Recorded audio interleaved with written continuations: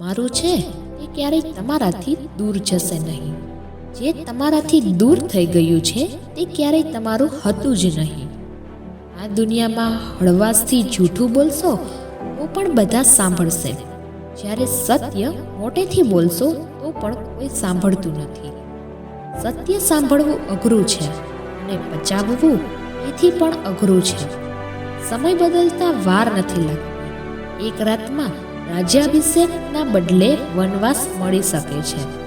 વ્યક્તિ માટે એકલા રહેવું એટલું મુશ્કેલ નથી હોતું જેટલું મુશ્કેલ એવી વ્યક્તિ સાથે જીવવું હોય છે જેની સાથે એનો મનમેળ ન હોય.